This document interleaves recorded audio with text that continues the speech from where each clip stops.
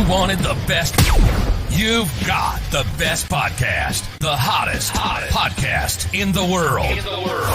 The Chris Voss Show, the preeminent podcast with guests so smart you may experience serious brain bleed. The CEOs, authors, thought leaders, visionaries, and motivators. Get ready. Strap yourself in. Keep your hands, arms, and legs inside the vehicle at all times, because you're about to go on a monster education roller coaster with your brain. Now, here's your host, Chris Voss. Hi, folks. It's Voss here from thechrisvossshow.com. There you go. She sings it on that Monday morning. That just gives it a wonderful sharpness that wakes everyone up. Welcome to the big show, my family and friends. We certainly appreciate you guys. As always, we have the most smartest, brilliant minds on the show. The people who come on share their stories of life, their stories, their journeys, their lessons.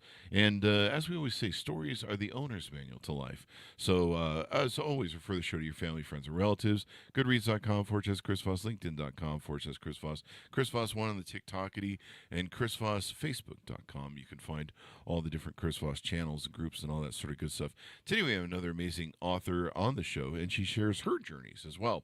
Her book is entitled Lessons Learned from the Short Stories of My Life. November 1st, 2023, it came out. Laurie Koss is on the show with us today, and she'll be giving us all the great lessons that we need.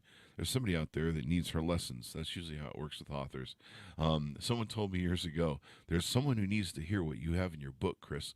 You need to get this book done because someone needs it, and you don't know who it is. You may never meet them, but they need your help. So Laurie Koss is an award-winning Canadian artist born and raised in Vancouver, BC, and is best known for her large-scale, up-close flower paintings, 2 of which can be found on Canadian postage stamps, and 1 on a Royal Canadian Mint coin. Her uncanny intuitiveness, refusal to see the obstacles, and tendency to attract amusing only me situations, combined with a love of reading and writing, prompted her to author her first book, Lessons Learned. She holds a Bachelor of Education with the University of British Columbia, where she studied fine arts, education, and English. She currently lives in Kelowna, BC. There you go. I learned something new today. Where she and her husband relocated 30 years ago and enjoy the companionship of their adult children and first grandchild. If Laurie is in her art studio overlooking Okanagan Lake. Okanagan, there you go. Beautiful country up there. She can be found writing, gardening, cycling, skiing, or stumbling into only me situations. Welcome to the show, Laurie. How are you? I'm doing well. How are you? I am excellent. Thank you for asking. Give us your .coms. Ask where people can find you on the interwebs. So my website is www.lauriekoss.com, and that's Laurie, and then Koss is Koss, and also at Laurie Koss Art on Instagram. There you go. So you have all your art on the Instagram that you do there. I do. And my website is actually both for my author page and my art page. So there you go. That's so give us a 30,000 overview of your new book. My book, Lessons Learned from the Short Stories of My Life, is a collection of 515 one-page stories. Mm-hmm. And each story ends with a thought-provoking or humorous quote. And it's in chronological order of my life. So starting from my very first memory right up to just a couple years ago. So this is the book. I don't know if your viewers can see it already, mm-hmm. but each page has a quote at the bottom, and each page is a single story. Oh wow, that's a lot of stories. That's a thick book too. That's a big book. I know that is a thick book, and one story per page. You have a lot of stories going on. So more than I realized, actually. I somewhere around 50, I realized that I had been a story collector. I had been a griot collecting my stories and other people's stories through life. And I wish I'd realized how important stories were sooner. It didn't really occur to me that, movies, TV, books, the arts, every play is symphonies. All these are stories, and stories are these things that we use to learn through life. Because, as I said earlier, the owner's manual to life for stories. Because I didn't get one in the mail. Did you? An owner's manual? Yeah, it's somehow it was like the that great American hero guy on TV where he didn't get the owner's manual to his superpowers. Right? So yeah, so that's awesome.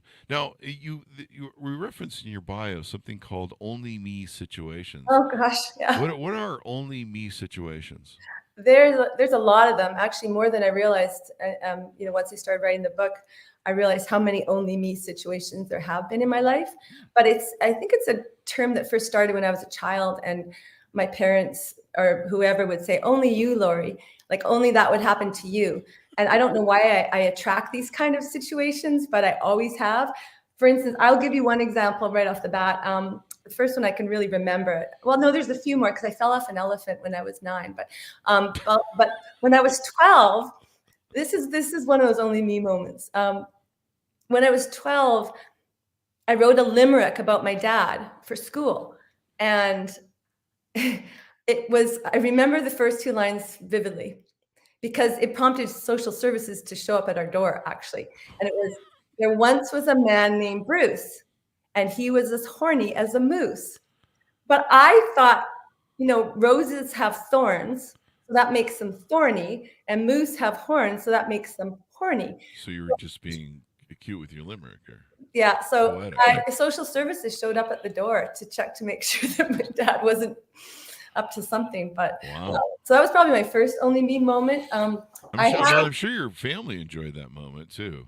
Well, I think my parents. I remember actually the story is actually I've got it written down because there's so many to keep track of. The only me. Oh, where is that one gone?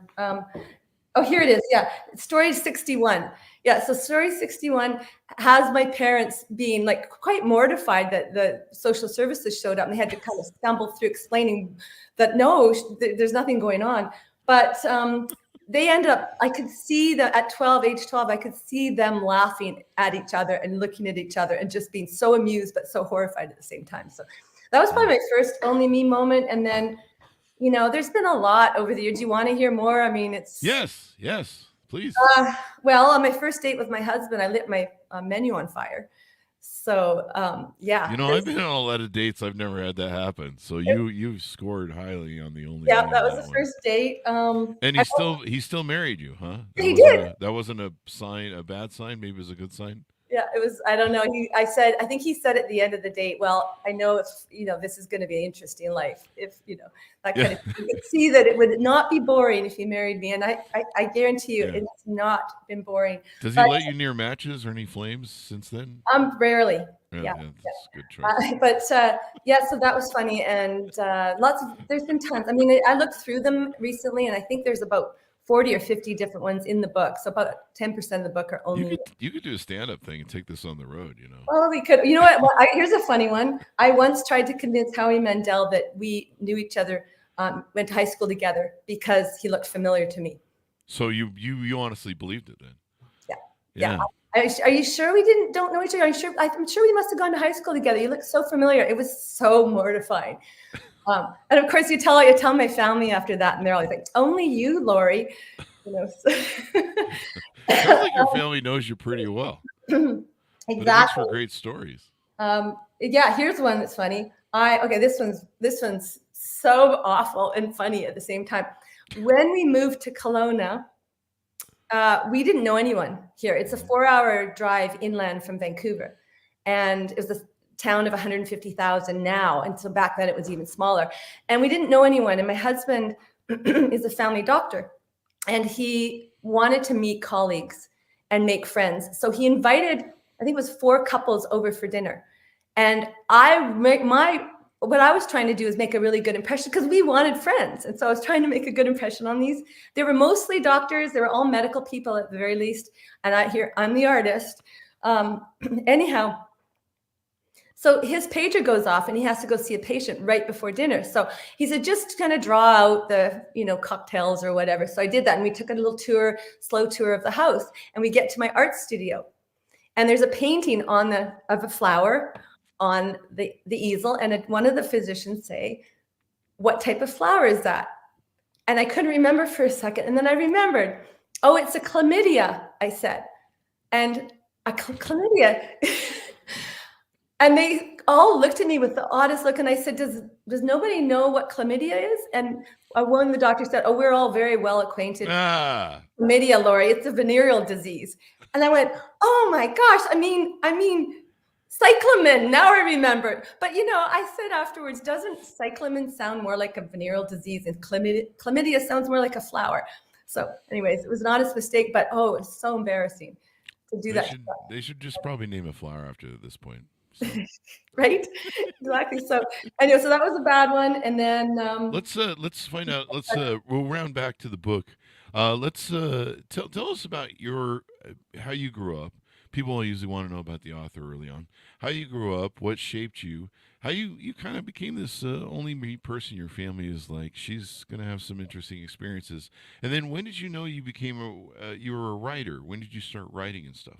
Oh, those are great questions. As you said, I grew up in Vancouver, British Columbia. Mm-hmm. I was born into a family of storytellers. Right off the bat, my mom and dad, they're still alive and well. They will be 87 and 91 this year, and live on their own. And they are with it and awesome. And they were super supportive of the book. And I told all their dirty secrets, and they were completely fine. No, their marriage, they've been married 64 years, and their marriage is a testament to the power of forgiveness in healing a relationship. It's a lot of forgiveness. A lot of forgiveness. And they are just best friends, and they are incredible. Anyhow, so lucky to be born to them. And they have had so many funny things happen to them over the years, and weird things like, and I've shared in a lot of those when I lived with them. Like we lived in a house that seemed to be haunted. I can't say I believe in ghosts, but I don't know how else to explain the haunted house that we lived in, the haunted house. So they've had a lot of great stories. They've told them well over the years to my two younger sisters and to me, family, friends. And then I just kept having a lot more stories. The more things happened as our lives went on. And then my husband and I married and moved to Kelowna when we were young parents. After you burned everything down on the first date. Mm-hmm. What's that? After you burned everything down on the first date, yeah. Basically, yeah. And that's about it. I guess I would say that my parents, I'm just very grateful that I was born to them. Now, you asked how I became first of all, I became an artist because my mom was a very successful artist in the 70s. Oh, really? She had her work across Canada and was relatively well known at that time. And I just followed in her footsteps. I was exposed to art at a young age. Mm-hmm. And I think the thing that shaped me the most was that I started to repeat the words, I am an artist, to myself, starting around age 7. And it made me believe in the power of intention and how important intention can be, not because it necessarily changes the world or makes things happen to you or for you, but because once you set an intention, you start to work toward that intention, and you start to make that intention happen. So me repeating the words, I am an artist, meant that I studied art and I worked toward that goal. So, but when I was in university, I did, like I said, I studied commercial art and then fine arts, then art education. And then I found that I loved writing and English, and I took every elective. And I knew that one day I would write a book. And people that know me well, friends and family that know me well, it's no surprise I wrote a book. Like she's got those only me stories. They knew it had to be done. Actually, my daughter's the first person that said, you've got to write these stories down, Mom. And that was about 8 or 9 years ago. But so I always knew I'd write a book. But I have to say it's been an interesting journey releasing this book, because people that only have defined me as an artist, I think, have had an odd reaction to the fact that I wrote a book. Yeah. Oh, yeah. Oh, yeah. Hey, you're three-dimensional. You're a human being, eh? Yeah. But it's been like, but you're an artist. Yeah. Oh, they try and pocket you or kind of rat hole you into this one person, and they're like, we didn't know you had other things. Yeah. And it's interesting how people do that to us. So now you've had a large scale up close flower painting. 2 have been found on the Canadian postage stamps. 1 on a Royal Canadian Mint coin. That's pretty exceptional. Thank you. It's pretty unique. Yeah. Was it the chlamydia flower by chance? That wouldn't have made a good coin or stamp. But no. You want to wash your hands after you touch that coin. There you go. Oh, God. So that was interesting because that, to me, there's also been, like, I've had a lot of only me moments, but I've also had a lot of what is the chance moments. I think there's got to be, a couple dozen of those in the book as well. And honestly, to have my work displayed on Canada Post stamps was a what is the chance. They contacted me. They asked me, this is in the book, of course, they asked me if I would submit paintings for stamps for Canada. And I actually, to be honest, ignored the email at first because as a exhibiting artist, I actually would get a lot of requests. I still do for, you want to be in this book or that book or this thing or that thing. And a lot of them just turned out to be scams. And so Nigerian princes, maybe. Yeah, exactly. That kind of thing. So I just thought, what's the chance? Well, what is the chance? That Justin Trudeau guy, I'm sure this isn't really him. Yeah. Right. So exactly. So anyways, I ignored the email and very, very casually mentioned to my husband a couple of days later, apparently Canada Post wants to put my art in stamps. And he said, did you check their email address? And I was like, no. So that's probably an only me moment. Ignore the, email from Canada Post. But I actually phoned them and they were so accommodating. I was working toward a show at the time. This is 2014. And I actually had to say, I can't get this done in I think their deadline was 6 weeks away or something. I said, I can't do it. And they said, well, we'll give you an extension. How about, 3 months? And I was like, oh, okay. So I did it. And the coolest thing for me about that, well, there's so many amazing things that happen around the stamps, like brides emailing me to say they've designed their whole wedding around the colors I chose for the stamps, that kind of thing. Really? Yeah. Like actually, if I turn this, I don't know if you can see, there's the stamps right there. So there's the two stamps. There you go. Yeah, they're right there. Even in French. Yeah, that's Canada. For Quebec, Yeah, exactly. He always thinks it's his own bloody country. Mm-hmm. So he's trying to escape. So that's but the coolest moment for me, hands down, would have been when my husband and I visited Ottawa and went to just outside of Ottawa, the Canadian National Museum, and my stamps are in there. So that was pretty cool. That is awesome. I mean, there's very few artists that can say they've acclaimed to that honor. Now, getting back to your book, this has inside of it 515 one-page stories with a quote at the bottom, which is kind of, we've had a lot of authors on, 1 billion authors on basically at this point. It's kind of unusual for a memoir, too, that you did. So why did you choose to do it in that format of one-page stories? Yeah, that is an excellent question. I have to go back just a little bit. My daughter, about 8 or 9 years ago, said, you got to write these stories down. And she knew I was a writer, so it was encouraging me. But because she had that faith in me, I wanted to do it well, like really give justice to our family stories and to all the crazy things that have happened to us. And so I put everything into it. And I did a terrible job at first. I was very aware that it wasn't my writing so much. It was just, it was just wordy and I could not, for the life of me, figure out how to take all of these stories and find transitions within a book to make it flow. I just couldn't figure it out.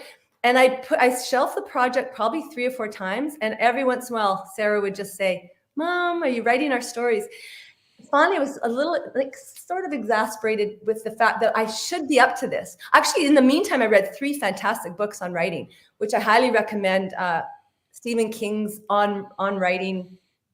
Is it called On Writing Well? On Writing. No, On Writing by Stephen King, I think. Mm-hmm. And then a couple other ones. Bird by Bird is another one that's great by Anne Lamott. And what's the third one? On Writing Well. Hang on, I think I wrote them down here. Really great books. On Writing Well by William Zinsser. So I read those and I tried to really work hard at the skill of writing and hone my skill, but I still could not figure out how to link all these stories together. So this is where the story gets a little woo-woo, but this is exactly what happened. And all the rational people in my life will attest to the fact that it did. Is I went to bed one night and I said, okay, Holy Spirit, God, love, universe, intuition, intelligent energy out there, whatever you are, because I've come to believe in my life, those are just all names for the same thing, whatever that might be. If you want me to write this book, if you want it written, Then show me how, because I haven't a clue. I went to bed, and that night I had a dream. And this story is in my book. And the dream was so vivid that I could see a large italicized number, I could see a full page story, and I could see the quote. Wow. And I hadn't thought of a quote. That was not my idea. So it came to me in a dream. I don't know where it came from. I don't even know what I really believe in, to be honest, as far as that goes. Can you just ask and something is just given to you? But because it came to me that clearly, I just laid in bed the next morning and I knew what to do. And I started the next day. Wow. And that was 5.5 years ago. And I never stopped. I wrote every day for probably 3 years solid, and then a couple of years of a lot of editing. But to me, it feels as though it were a gift from the universe or whatever. And so to me, I don't feel it's mine or my idea. I feel it's an idea that I want to share with others.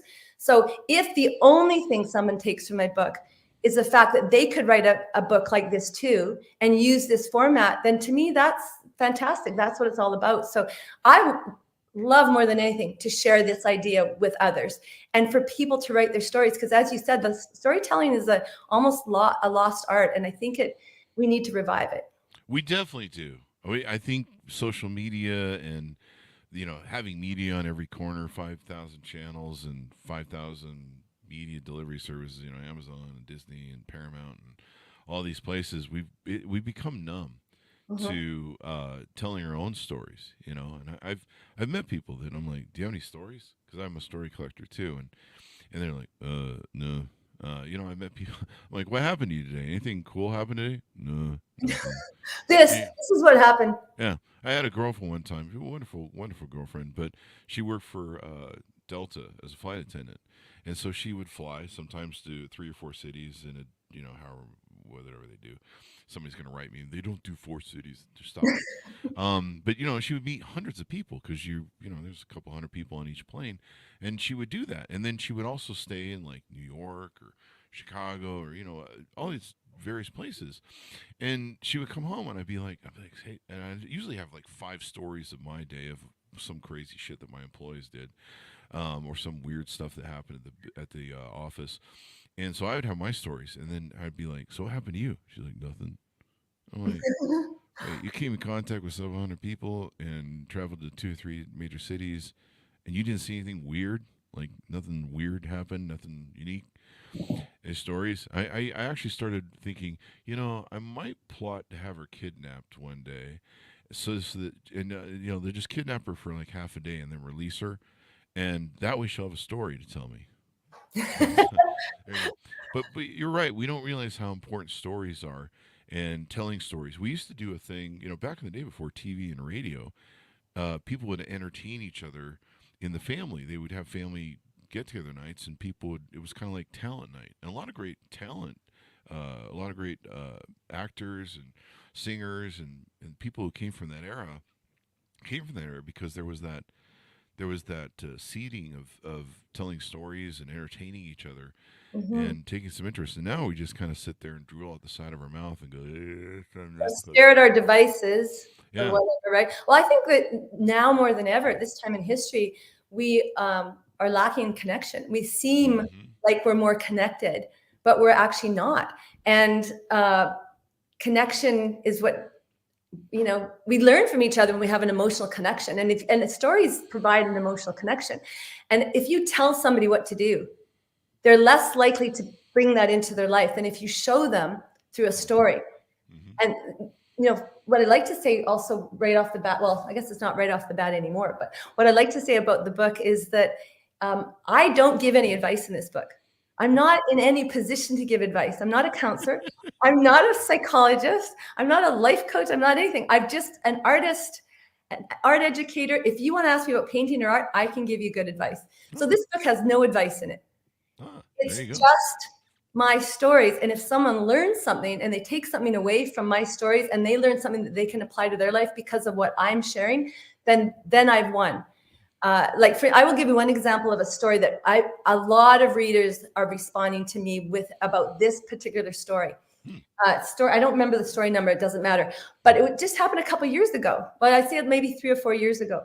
Now, my husband and I, we stopped by Starbucks, and he went in And I was sitting in the car waiting. When he came out, he said, "You're not going to believe what happened. I got my coffee for free." And I said, "Why?" And he said, "Well, when the baristas arrived in the morning, I think they arrive at 5 or 5:30 or something like that.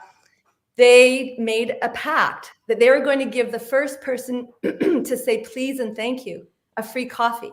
Wow. Mike was the first person to say please and thank you, and it was 1:14 or 1:15 in the afternoon. And by the time he said please and thank you, the baristas were depressed. Like they were just bummed out that Wow. no one else from 5:30 a.m. till almost 1:30 had said please and thank you. So I've had more readers say to me, "I'm really polite in Starbucks now." And I think if that's all my book does, that's good enough for me. That's quite the inspiration. I mean, people don't do that. They're so busy looking at their phones and Exactly. badgering about their attitude or their day. But, great lessons packed into these. Now, why did you put the quotes on the bottom of each story?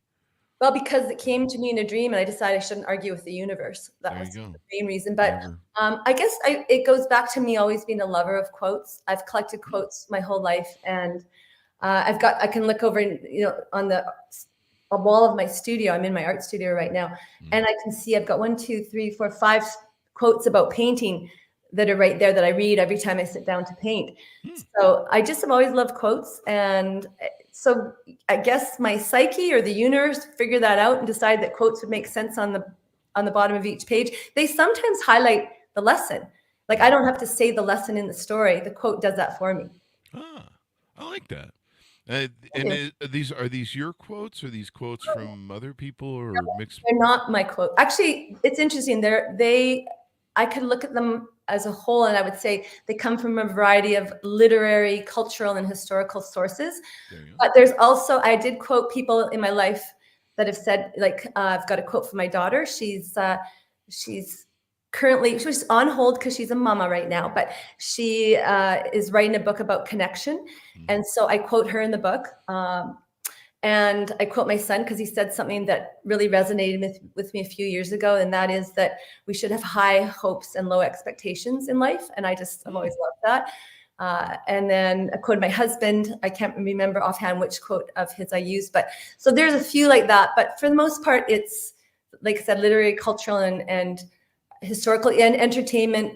If, for instance, I mentioned somebody I've had a few funny, like Howie Mandel, for instance, I've had a few funny celebrity encounters. I will sometimes try to or if I mention a song, I'll try to quote something to do with that I'll use something from the story in the quote. There you go. There you go. Oh, that makes for much out of stories. I love quotes because I think they just kind of add enrichment or I suppose maybe a recap on your thing. And so in the book, you talk about family and friendship, popular culture, the unexplainable. That's always good. Married life and parenting. I'm sure there's some interesting married life and parenting stuff there. Yeah. Overcoming challenges, achieving goals, trusting intuition, finding meaning in life. I think that's why a lot of people go after stories is, like I say, the stories are the owner's manual to life. So I think that's what people are trying to do. They're trying to find meaning in life. They're also trying to find other people who've solved maybe complex or simple issues. And sometimes, on the show, I have a lot of epiphanies from authors where even if I know something, I'll see it from a different angle or a different paradigm that they're using. And that makes me go, wow, I never really thought of looking at it in that sort of way. And then you sometimes get a deeper meaning or a different understanding of something that can broaden your horizons and your mindset. But finding meaning in life, I think that's one of the big reasons we collect stories. The very last story that I have basically is about what is the point of life, what's the meaning of life, and what I've kind of looking back at my life and what I've discovered. And I can't tell you what I discovered because you have to read the whole book to find out. Because it's the very last. Actually, I quoted myself. The very last quote in story 515 is a quote from me. I can tell you, I guess. Well, if I tell you what the quote will be, it'll give it away. So I'm not going to tell you. Okay. But it is. That's a big part of it. I think that I believe we're here in this world to evolve, and we're here to learn and grow, to develop self-awareness and improve ourselves compared to our former selves, not compared to anyone else, but we're to try to improve ourselves and evolve and grow. That's one of the meanings, but the ultimate meaning that I came up with is highlighted in the final story of the book. So. There you go. So this sounds like a great book and a fun read, and you've lived an adventurous life too. And it's thick as hell too. It's giant. 515 one-page short stories. And what's great about them is it's a page turner, because usually with shorter chapters and you Yeah. tend to page turn a lot more. You're like, I gotta find out what happens next. And you can read this on the beach. You can read this, sit down and read it cover to cover. And you could just really delve into it. Any other stories you may want to tease out? We of course want people to buy the book, but Uh, well, I've had quite a few of these. What is the chance stories? I had to write some down because I can't keep track of 515 stories. It's absolutely there's a impossible. lot. What is the chance? I've been hit by my car's been hit by lightning, but that's not the one. Your car Okay, was hit by lightning. Wait, yeah, what? yeah. My car's been hit by lightning. I've had so many crazy things happen. Uh, like no, you have no idea. I've got 515 stories. You wouldn't believe Yeah. the stuff that's happened. But I guess one of them, I'd say this one's not this is not a funny one. It's just it's a shocking one, and also one that I think it had to be written down. It had to be in a book. When my husband and we've been dating for I don't know, 3 or 4 years. We went on a trip to Mexico on a budget, and we backpacked around the Yucatan Peninsula. And back in those days, you used a travel agent for everything. So the travel agent had booked our flights for us and all that. And when we were doing a kind of a milk run, and we were going from Cancun to Mexico City to somewhere else, Mexico City, LA, Seattle, home, like you do when you're young and or whenever, and you're trying to be on a budget. Mhm. And when we arrived at I think it was Mexico City, we weren't listed on our flight. Oh wow. And I guess and so we were frustrated initially. This is a good example why we can't judge anything that happens, because it would feel like you want to judge that it's a bad thing that we didn't get listed on this flight. This is going to screw up our day or our connections or whatever. But what actually happened is we end up waitlisting on that flight. And this is 1983 or something like that. We waitlisted on that flight, and then it turns out there's another flight flying into LA as well. So we waitlisted on both of them. Oh wow. And what happened is we got called for both our flights at the same time. And we were originally going to go just on our original flight, but we had this other flight and it got in a few minutes earlier. And I kind of did an eeny, meeny, miny, mo, which flight should we go on? And then I went quiet for a second, and I had such a subtle little tug to the other flight. And I thought, let's go on that one. It was just enough that I was just barely aware of it, but I could feel a slight tug, and I decided to follow that because I'm really big into following your gut instinct, your intuition, whatever. Mm-hmm. I followed it. A bunch of things happened on that flight, which is all documented in the book. But the most important thing in a nutshell is that the original flight we're supposed to be on crashed and killed all people on board. So, Wow. yeah, it took a long time to be able to talk about it. Never mind write about it, but yeah. Wow. That kind of messes with your mind too. Survivor guilt. Yes. That's kind of wow. That is something else. There were people that that happened to them on 9/11 and stuff, and they missed the flight or didn't go into work that day for some reason. Yeah. That is crazy. Well, I'm glad you picked the right flight, because now we've been able to get your stories and read the book, and all that good stuff. So give us your final thoughts as we go out. Tell people, where to pick up the book and your .coms, et cetera, et cetera. Well, I guess I would say that if you like to learn and you like to laugh Mm-hmm. and you like to wonder about life, Mm-hmm. you got to read my ghost stories. You got to read my ghost stories. It's shocking. And I still don't know if I believe in, but they happened, whatever they are. So if you like to wonder about life, like I said, laugh, learn, and you love quotes, and you've got very little time in your life and you only have a minute, you can read one story in basically a minute and 15 seconds, then I would say my book is probably perfect for you. So I think you really enjoy it, and I hope you do. You can buy it at Amazon and local booksellers around here, but Amazon is the main place where you can buy it. There you go. Pick it up, folks, wherever fine books are sold. Lessons learned from the short stories of my life, November 1st, 2023. Thanks, Laurie, for coming on the show. Thank We you. really Thanks for appreciate having it. me. I appreciate it too. Thank you. And thanks to my audience for tuning in. Go to goodreads.com/Chris Voss, LinkedIn.com/Chris Voss, Chris Voss 1, the TikTokity, and all those crazy places on the internet. Thanks for tuning in. Be good to each other. Stay safe. And we'll see you guys next time.